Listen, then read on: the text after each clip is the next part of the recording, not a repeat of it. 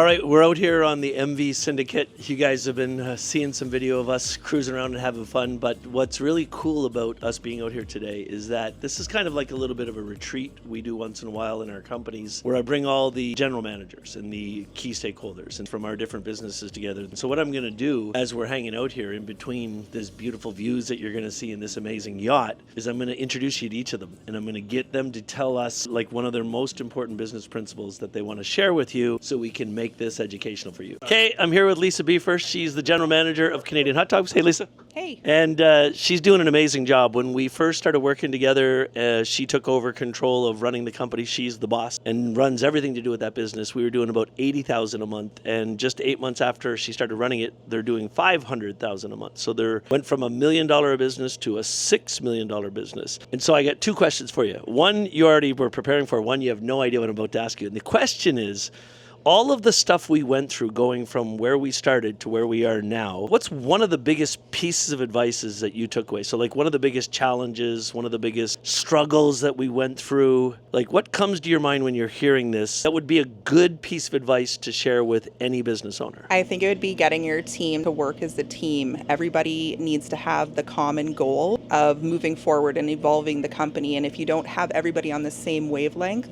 then that's a challenge. All right, so the next piece of advice, this is what I asked her to prepare for, is what's a piece of advice that you could give to business owners, general managers, or people that are running the business on a day-to-day basis? When you look at everything you're doing down there, you've got a really amazing dynamic team that used to complain whenever we'd get more orders.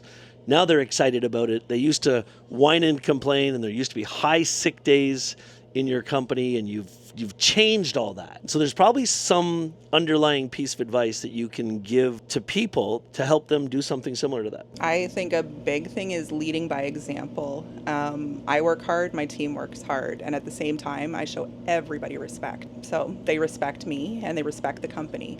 Holy shit, it almost sounds like that was me saying that.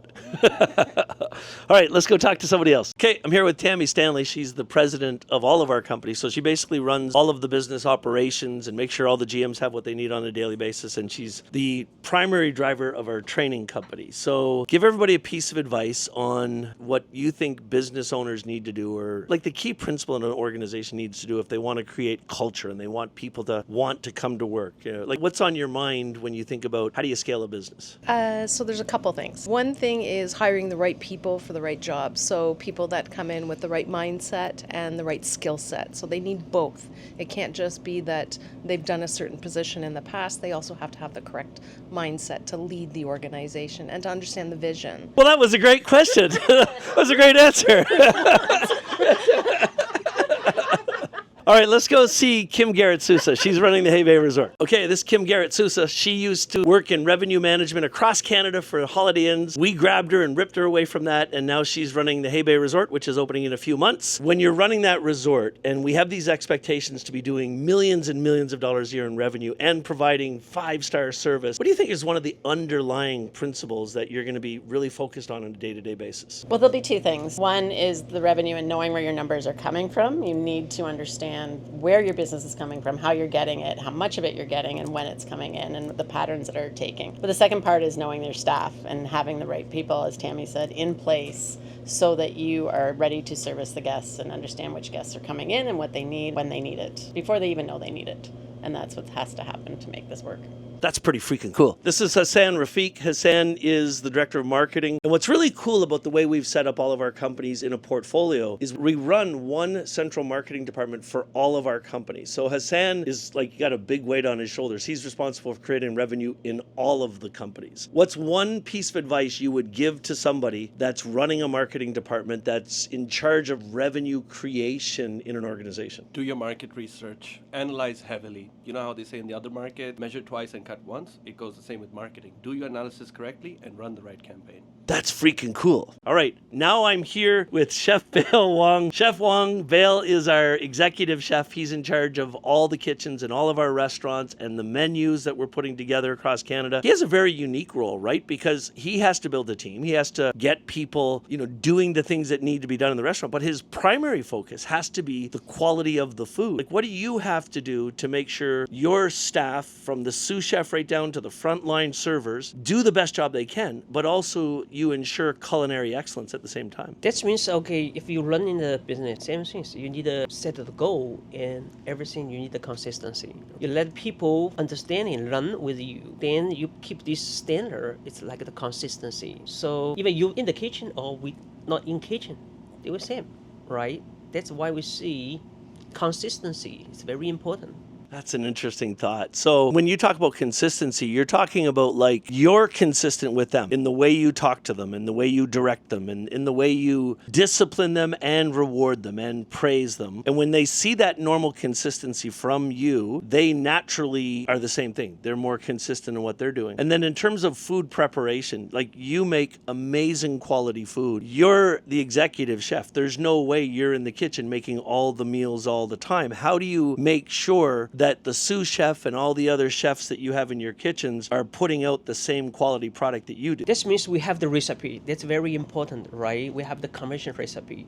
So even we open the one restaurant, we use the recipe. If we whole group, right, we use the same recipe. That's what I mean, keep these things is the same, right? So even the sous chef, what they do, they just read the recipe, that's it. Consistency might be a secret gem in any successful business. Okay, so the last thing I want to do is just spend some time with you guys, and I'm going to take you on a little tour of the yacht. And so my piece of advice to anybody that's building a business, and this is really for people that have businesses that you've already got employees in it, and you've got managers in it. So we have right now about 55 employees on staff in our companies, and we have 7 managers. And I have a responsibility as the founder and CEO to make all the businesses grow. But I have to do it in a way that I don't step on the toes of the people that you just heard from. These are the key stakeholders, the managers. We have some of our general managers that aren't even here at this event right now because they had other engagements and things going on in their businesses. Can you imagine? I own the business, they run it. They were so busy there that they couldn't come.